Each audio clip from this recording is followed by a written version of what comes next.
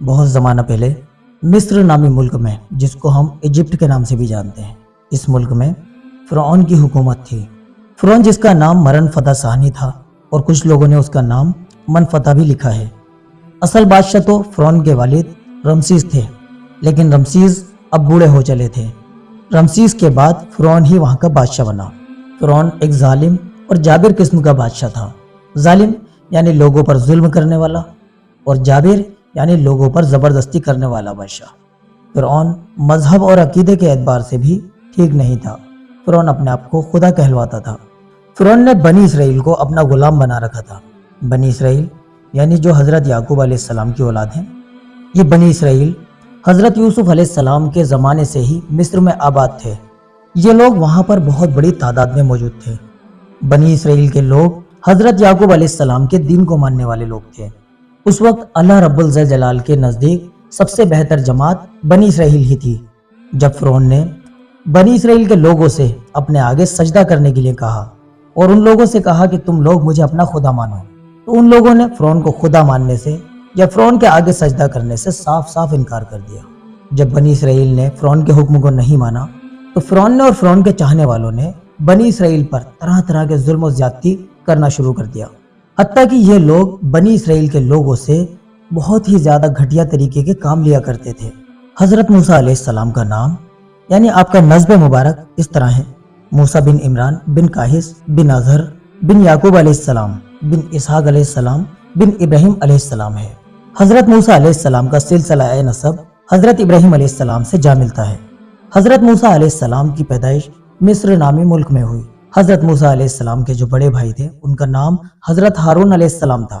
حضرت موسیٰ علیہ السلام کی دعا کے بدولت اللہ رب الجلال نے حضرت ہارون علیہ السلام کو بھی نبوت عطا فرمائی، اور پھر انہیں حضرت موسیٰ علیہ السلام کا مددگار بنایا۔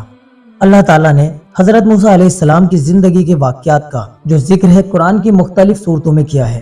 حضرت موسیٰ علیہ السلام کا ذکر قرآن میں کہیں تفصیل کے ساتھ ہے تو کہیں پر مختصر۔ آپ کا مبارک نام قرآن کریم میں 128 مرتبہ آیا ہے۔ حضرت ابن عباس اور حضرت ابن مسعود رضی اللہ عنہ سے روایت ہے، ایک رات فرعون نے خواب دیکھا کہ ایک آگ بیت المقدس کی طرف سے چلی آ رہی ہے، اور اس آگ نے مصر کے تمام گھروں کو اور تمام قبطی لوگوں کو جلا کر راکھ کر دیا۔ قبطی یہ وہ قوم ہے جو فرعون کو مانتے تھے۔ اسی کے ساتھ ساتھ فرعون نے دیکھا کہ اس آگ نے بنی اسرائیل کے لوگوں کو ایک آنچ بھی نہ پہنچائی۔ بنی اسرائیل کے تمام لوگ اس آگ سے محفوظ رہے، ان کا کسی طرح کا کوئی نقصان نہیں ہوا۔ فرعون کی جب گھبرا کر آنکھ کھلی تو اس نے فوراً ہی تمام کاہنوں، نجومیوں، جادوگروں اور تمام ماہر ترین لوگوں کو اکٹھا کر لیا۔ اس کے بعد ان سبھی لوگوں کے سامنے اپنے خواب کے بارے میں بتایا اور ان تمام لوگوں سے اپنے خواب کی تعبیر پوچھی۔ فرعون کا خواب سننے کے بعد میں ان تمام ماہر ترین لوگوں نے اس خواب کی تعبیر بتائی کہ بنی اسرائیل میں ایک بچہ پیدا ہونے والا ہے، اور اس بچے کے ہاتھوں قوم مصر کی ہلاکت ہوگی۔ ادھر بنی اسرائیل کے لوگوں میں بھی ایک بات بہت زیادہ مشہور تھی کہ بنی اسرائیل میں ایک ایسا بچہ پیدا ہوگا کہ جو فرعون کی پوری سلطنت کا تختہ پلٹ کرے گا۔ بنی اسرائیل کو اس بات کا پورا یقین تھا کہ جب وہ بچہ فرعون کا تختہ الٹ دے گا تو یہ تمام مصر کی جو باغ ڈور ہے، یہ پوری کی پوری حکومت بنی اسرائیل کے ہاتھوں آ جائے گی۔ فرعون کے چاہنے والوں نے کسی طرح سے اس بات کا پتہ لگا کر فرعون کو بتا دیا کہ بنی اسرائیل میں اس طرح کی گفتگو چل رہی ہے۔ اب جبکہ فرعون نے اسی طرح کا ایک خواب دیکھا تھا اور ادھر اپنے چاہنے والوں سے یہ بات سن لی کہ بنی اسرائیل کے لوگوں میں اس طرح کا مشورہ ہو رہا ہے، تو اب فرعون جب یہ بات سن لیتا ہے اور اس کو لگتا ہے کہ دونوں طرح کی باتیں کہیں نہ کہیں ایک جیسی ثابت ہو رہی ہیں، تو وہ بہت زیادہ فکر مند ہو جاتا ہے۔ اس کے بعد وہ فیصلہ لیتا ہے اور اس فیصلے میں وہ حکم سناتا ہے کہ بنی اسرائیل میں جتنے بھی لڑکے پیدا ہوں گے ان سب کو قتل کر دیا جائے۔ فرعون کے حکم جاری کرنے کے بعد فرعون کے چاہنے والوں نے، فرعون کے سپاہیوں نے بنی اسرائیل پر ہر طرح کے ظلم اٹھائے، ہر وہ قدم اٹھایا کہ کسی بھی صورت میں کوئی بھی پیدا ہونے والا بچہ جو کہ خاص کر کے لڑکا ہو وہ زندہ نہ رہنے پائے۔ لیکن دوستو، اللہ رب الجلال کے فیصلے اٹل ہوتے ہیں، ان کو ٹالنے کی حیثیت و اوقات کسی کی نہیں ہے۔ اللہ کی طرف سے یہ پہلے ہی فیصلہ ہو چکا تھا کہ بنی اسرائیل میں حضرت موسیٰ علیہ السلام کی پیدائش ہونی ہے، اور وہ ہونی ہی تھی۔ دیکھتے ہی دیکھتے فرعون کے سپاہیوں نے بنی اسرائیل میں ہزاروں نومولود بچوں کو ختم کر دیا۔ اب جب قبطی لوگوں نے یہ دیکھا کہ تمام بچوں کو ختم کر دیا جا رہا ہے تو انہوں نے فکر جتائی کہ اگر اس طرح سے ہم بنی اسرائیل کے تمام بچوں کو اگر ختم کر دیں گے تو ہمیں آئندہ کے لیے غلام ملنے مشکل ہو جائیں گے۔ تو قبطی لوگوں نے اس چیز کی فکر ظاہر کری کہ جس طرح سے ان نوجات بچوں کو ختم کیا جا رہا ہے، آگے چل کر ہم لوگوں کو خدمت کے لیے کوئی بچہ ہی نہیں مل پائے گا، ہمیں غلام مل ہی نہیں پائے گا۔ اور ان لوگوں نے فرعون کے سامنے یہ فکر ظاہر کی کہ جو ہمارے گندے گلیج کام ہیں، جو ہمارے چھوٹے چھوٹے کام ہیں، جو کہ ہم بنی اسرائیل کے لوگوں سے کرواتے ہیں ان کو غلام بنا کر، ان کاموں کو کون کرے گا؟ فرعون نے اس بات کو سن کر دوبارہ سے ایک حکم جاری کیا کہ بنی اسرائیل میں 1 سال چھوڑ کر بچوں کو قتل کیا جائے۔ فرعون کا یہ حکم سننے کے بعد اس کے سپاہیوں نے بنی اسرائیل میں پیدا ہونے والے بچوں کا 1 سال کے لیے قتل کرنا چھوڑ دیا۔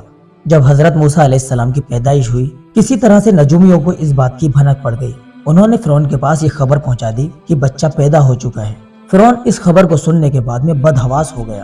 جب فرعون نے حکم دیا تھا کہ بنی اسرائیل میں 1 سال چھوڑ کر بچوں کا قتل کیا جائے، تو وہ جو 1 سال کا وقفہ تھا جو امن والا تھا، جس میں قتل روک دیے گئے تھے، اس سال میں حضرت موسیٰ علیہ السلام کے بڑے بھائی حضرت ہارون علیہ السلام کی پیدائش ہوئی تھی۔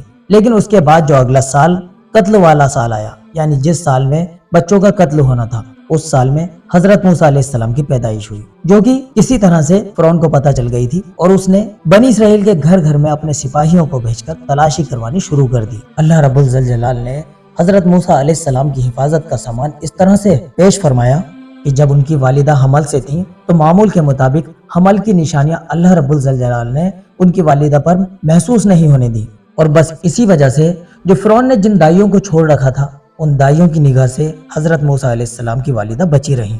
اب جو حضرت موسیٰ علیہ السلام کی جو پیدائش کا مرحلہ تھا، وہ بہت خاموشی سے بالکل آسانی کے ساتھ میں گزر گیا، اور یہ پورا معاملہ فرعون کی حکومت کے علم میں نہیں آ سکا۔ لیکن حضرت موسیٰ علیہ السلام کی پیدائش کے بعد بھی حضرت موسیٰ علیہ السلام کے قتل کا ڈر برابر بنا ہوا تھا۔ اس کے بعد اللہ رب الجلال نے حضرت موسیٰ علیہ السلام کی والدہ کو حضرت موسیٰ علیہ السلام کی حفاظت کا پورا معاملہ سمجھا دیا۔ اس کے بعد حضرت موسیٰ علیہ السلام کی والدہ نے حضرت موسیٰ علیہ السلام کو ایک بکسے میں ڈال کر دریائے نیل میں بہا دیا۔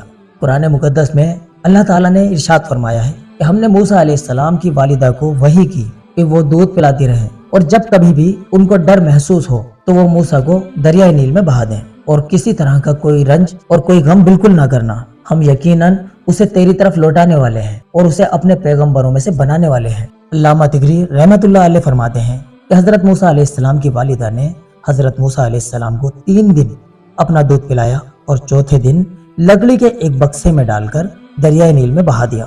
بعض مفسرین اکرام نے دودھ پلانے کی جو مدت ہے اسے 3 مہینے بتایا ہے۔ تو دوستو، اس ویڈیو میں ہم آپ سے اجازت چاہیں گے، اس کے آگے کا جو حصہ ہے ہم اگلی ویڈیو میں انشاءاللہ جلدی ہی لے کر آئیں گے۔ تو آپ سبھی لوگوں سے التجا ہے کہ اگر آپ لوگوں نے ہمارے چینل کو سبسکرائب نہیں کیا ہے تو چینل کو سبسکرائب کر لیجئے، اور بیل والے آئیکن پر بھی کلک کر لیجئے، تاکہ جب بھی ہم اس کا نیکسٹ پارٹ اپلوڈ کریں یا کوئی بھی نئی ویڈیو اپلوڈ کریں تو اس کا نوٹیفیکیشن آپ لوگوں تک پہنچ جائے۔ چلیے دوستو، ملتے ہیں اگلی ویڈیو میں۔ السلام علیکم ورحمۃ اللہ وبرکاتہ۔